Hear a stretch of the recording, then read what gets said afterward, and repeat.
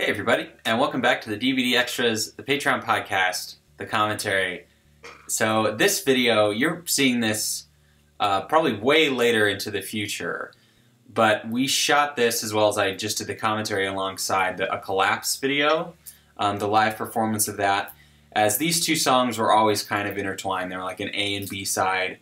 They're in the same tuning on the bass. They're similar style, but different approaches to having a song that I feel is a Collapse is more. It's hard to put it into words really. Is more of an event, and this is more of laying back and relaxing type of feel, but using the same tuning and similar techniques to get those two. I'm going to go out and do something great versus I did something great and now I'm going to sit on the couch and this is sitting on the couch.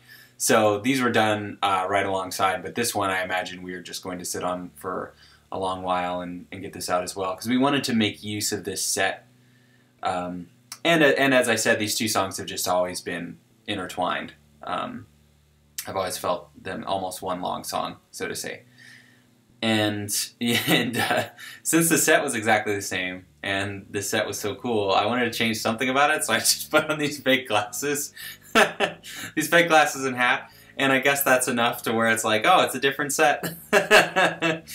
No, I guess it's normal for like a YouTube creator to have, you know, the same set in every video. I guess it'd be weird if a television show had a different set every time, but I feel it's necessary to change the locations on the songs. But since these songs are so similar, and with the purple bass and the set being so cool, I figured it would be fine to have them both recorded back to back and then just release them really far apart.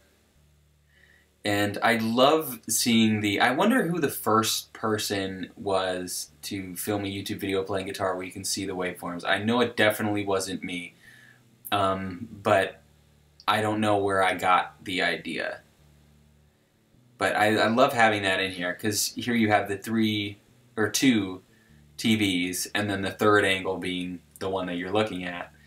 You have all these different angles of which you can choose to view the performance, as well as you can see the audio. Oh, and you know what? I'm looking at this. The wrong plugin is on. I wanted to have the tuner on, so you could see the tuner going around on the screen. Well, too late now. Too late. We also had a lot of trouble with the cameras turning off, so this isn't...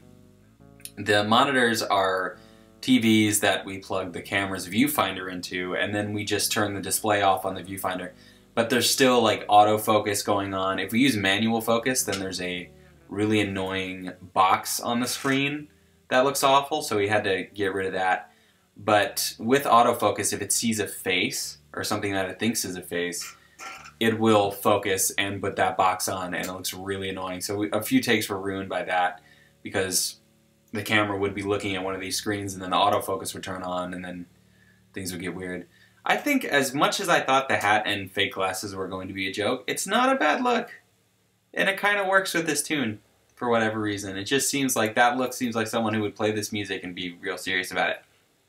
And that's accurate. That is me. So I think it's a good look. I am playing this music and I am serious about it. The Anchor vinyls turned out super cool. Those have been out for a while now.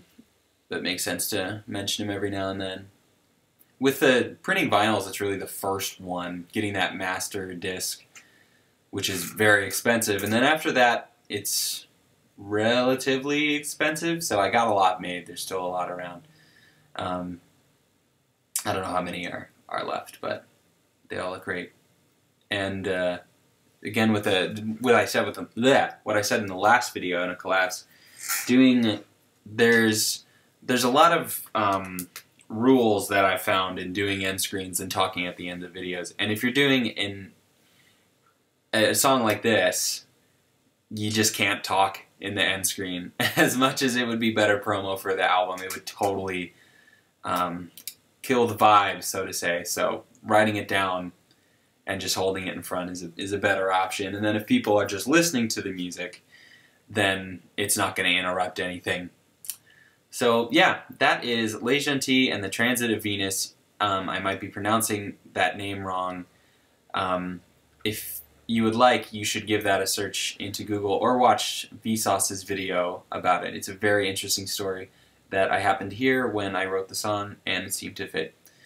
So, yeah, thank you so much for being a patron. We so appreciate it, and have a good one.